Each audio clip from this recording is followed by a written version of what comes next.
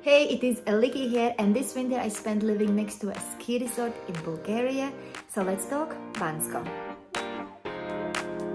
I have so much I want to share with you because there are so many things you only realize and understand once you are here, once you live here. So I think I'll start with my positives and negatives. We'll obviously cover some practical things like how to get to Bansko, where to stay, which I think is really, really important because I think that influences your trip a lot. Of course, a bit on packing, and then I just have so many tips and recommendations I want to share with you.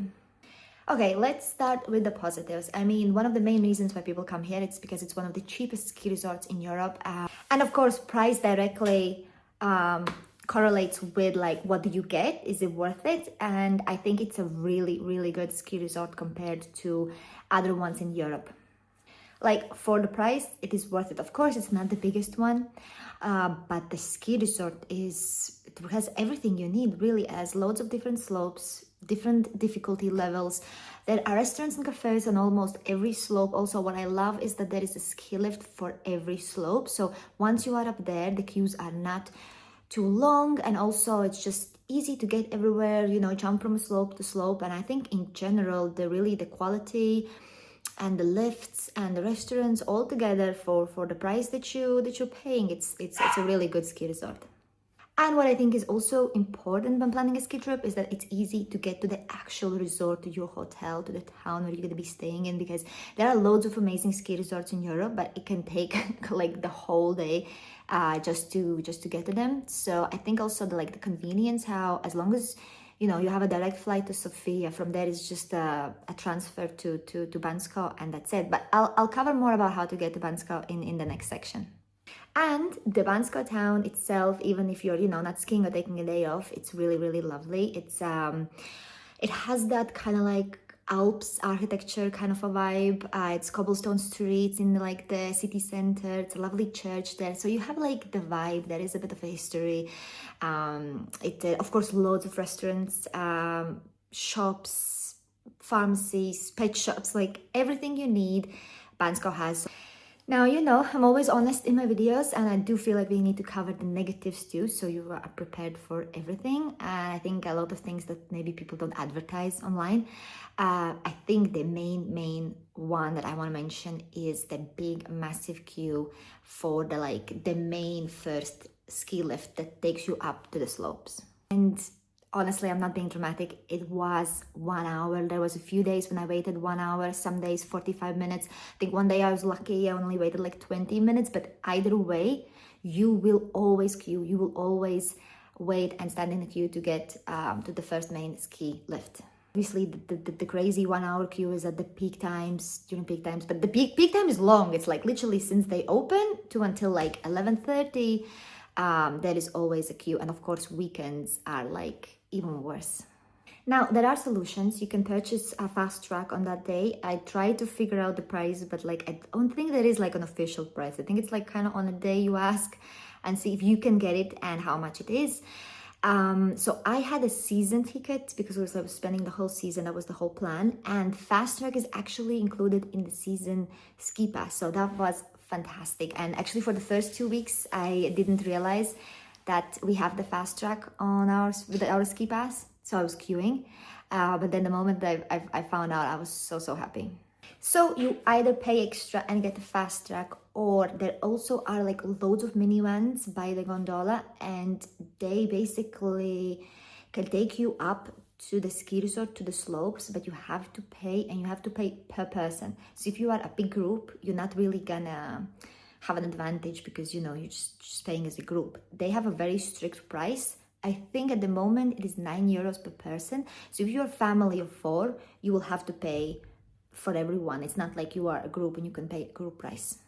Now, said that, this is for I would say the peak season in general in Bansko is February. That's when there is the most people. Also, there is in some countries there are holidays, so people come over during the school breaks and holidays. So I would say February is the busiest, and I would say the massive queue affects you in January and February. So all this point was for January and February, but March is absolute perfection. Like March is just perfect. March is perfection. It's honestly, if I will come back to Bansko, if I would come back to Bansko for a 1 week holiday, I would 100% come during the first week of March. I don't know what happened, just first March, and that's it. There are no people, there are no queues. I don't even need to use my fast track because there is no queue. There's never been a queue since March 1st. And the weather is absolute perfection. It's just sun every day, clear sky. I mean, you don't have to worry about snow because there is a lot of snow up there. So I think March is absolute perfection, and this whole negative point doesn't really apply to March. And there are a few other things. For example, in Bulgaria, people still like smoke a lot. Like it's a big part of the culture. And, you know, if people smoke, they can do whatever they want. But the point is they're going to be smoking in that queue. So for the first 2 weeks, I was like, the whole hour, I was constantly covered in like cigarette smoke. Because there will always going to be someone smoking in the queue near you. So for me, that was like, I don't like to stand in the queue. And then, like, I don't smoke. So that did affect me and I didn't like it. And then, of course, every outdoor restaurant, cafe, like there will be people smoking a lot. And again, this is very personal. Maybe it doesn't bother you. But like if you don't smoke and you don't really like a cigarette smoke, then that's something that is going to be in your face a bit. Another one that also might not affect you, but I kind of wasn't feeling uncomfortable, was all the stray dogs. Like there is a lot of stray dogs here in Bansko, and they are not like your average stray dog. They're like huge mountain dogs. Of course, I have a little dog who has a very big personality. He's very reactive. So obviously for me personally, that was like sometimes challenging to take him for a walk and I see the big stray dogs, you know, like it was obviously personally not great for me. But also if I had like a little child, a little toddler, like I wouldn't feel comfortable. Like there are a lot of stray dogs and they are huge. And yeah, that's one thing that I didn't like. But I think overall these little minuses, apart from the queue I think is a really big problem because that literally affects an hour of your holiday every day. But obviously all these little negatives were more something that I've noticed and I didn't personally like. But I think the major positive, the price and the quality of the ski resort itself, I think like balances out all the negatives, and it's just overall it is a fantastic place to be. It's a beautiful town, great ski resort, great value for money. Yeah, value for money. Yeah, it's definitely worth it. And I mean, if you're coming here for like a season and you get the season ski pass, it's the best. I lived this life. I lived, you know, I enjoyed this winter season on the ski resort with the season ski pass, with the fast track, and I've been absolutely loving every single day here. Okay, let's get into the practical bits. How to get to Bansko, which I already mentioned, I think is great. I think Sofia Airport, which is the capital of Bulgaria, is the best. It's only like 2.5-3 hour ride away from Bansko, and obviously you can rent a car and in 2.5 hours you'll be in Bansko yourself. Or there's also this transfer. There's a company in Bansko that organizes them and they go quite frequently, I would say every 2 hours more or less. And yeah, so you can easily catch a transfer to Bansko and you don't have to worry about anything. If you don't have good flights to Bulgaria, you actually can consider flying into Istanbul and get a car and drive from there, or also Greece. Greece also has a few few airports close to the border, so you can also fly to Greece and then drive in, and also Romania. So all of them, pretty much the drive is going to be longer, but it's doable. So as always, I write also an article about everything I'm discussing here in this video. So if you want the links to the transfer agency or anything else I'll be mentioning, then check out that blog article. I'm going to put the link in the description. It has all the links, all the companies, everything you might need for your trip. Now, a topic I really want to discuss is where to stay in Bansko, because I feel like where you're gonna base yourself will massively influence the quality of your trip. Now, if you're coming for a ski holiday or for a season, but your priority is skiing as much as possible, then definitely I recommend booking anything within 10-minute walking distance from the main ski lift. So I have a very amateur map here, and basically anything within the blue circle will be a great option. because you won't need taxis, you won't need anything. It's literally walking distance. And don't worry about booking like a bit uphill, because if you book uphill next to the slope, to the gondola, there is like a lot of shortcuts, so you actually can even save time, because you know you can cut in straight on the slope, slide down to the ski lift, or when you come down from the top, there is amazing ski road. You literally can ski down all the way to Bansko town, and then you just cut in whatever your hotel is. So don't worry about booking maybe a bit higher up. Only avoid the Red Cross, because that is a really, really loud bar. They blast the music peak season all weekend, and again, it's a personal choice. It would bother me, that's why I kind of pointing it out. Maybe it doesn't bother you. Maybe you were going to Bansko with friends for fun, then maybe it is actually a great option. But I just wanted to warn you, where the Red Cross is, that's where a very loud bar is. Now, my personal absolute favorite, and I stayed there, is this area within the green circle. I think it's absolute perfection. So if you're staying within that green circle, you will still be maximum 10-minute walking distance away from the main ski lift. So you're next to the ski lift, you can go skiing every day, but also you're like near the forest. So it's like so many amazing hiking trails. You know, if you love nature, if you like going for a walk, like I have a dog, I was going with him there for the walks all the time, could let him off the leash. I was just having the best time. And I just love that it's so close to the main, like where all the restaurants and everything is. So literally within 5-minute walk, I have huge street with restaurants, but at the same time I'm kind of staying like a bit from way above, away from that all that buzz, and I'm like by the forest, and it's just been a really great location to be located in.